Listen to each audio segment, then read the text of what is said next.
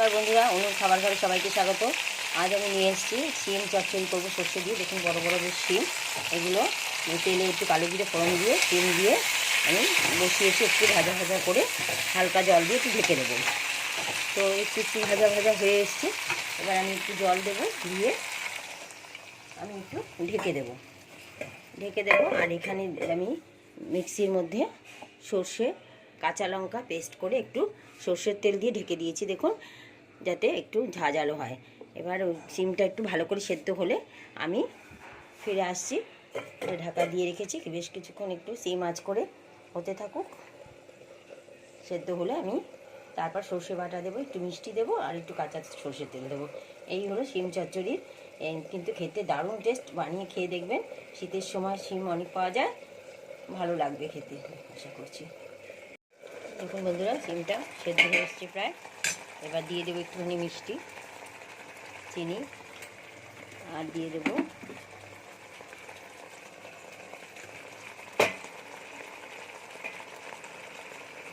সর্ষে বাটা, দিয়ে দেবো। বেশ মাখা মাখা হবে। আর নামাবার আগে একটু দিয়ে দেবো ধনে পাতা রেখেছি, কেটে দিয়ে দেবো। আর দিয়ে দিয়েছি কাঁচা লঙ্কারও দুটো।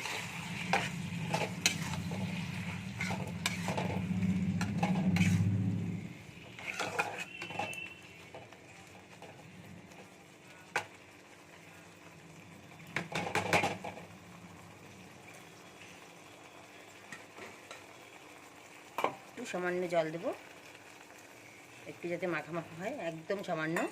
এইটা একটু ফুটে উঠলে আমি ধনে পাতা দিয়ে আর সর্ষের তেল দিয়ে, কাঁচা সর্ষের তেল দেবো, দিয়ে নামিয়ে দেবো। দেখুন বন্ধুরা, শিম চচ্চড়ি প্রায় হয়ে এসছে। এবার আঁচটা পুরো বাড়িয়ে দিলাম, বাড়িয়ে দিয়ে একটু নাড়িয়ে ছাড়িয়ে ধনে পাতা দেবো।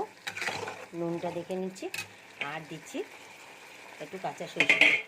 ধনে পাতা দিয়ে দিলাম। ধনে পাতার টেস্ট দারুণ লাগবে, যা কিছুতে পড়বে তাতেই ভালো লাগবে। আর কাঁচা সর্ষের তেল দিয়ে আমি ঢাকা দিয়ে রেখে দেবো। একটু মাখা মাখা ঝোল মতন হবে। খুব বেশি দেবো না, অল্প অল্প করেই দিলাম।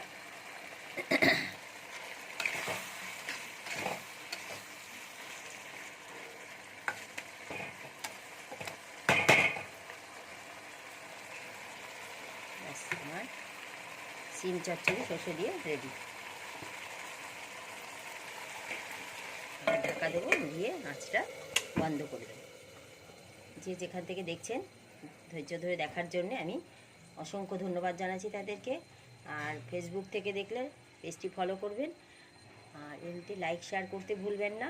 অবশ্যই ইউটিউব দিয়ে দেখলে লাইক শেয়ার করবেন, আর সাবস্ক্রাইব করে নেবেন। কারণ যদি ভালো ভালো রান্না পেতে চান, অবশ্যই আমি দেব, আশা করছি। আর সবার আগে আপনার রান্নাটি আপনার কাছে পৌঁছে যাবে সাবস্ক্রাইব করা থাকলে। অবশ্যই সাবস্ক্রাইব করবেন। ধন্যবাদ।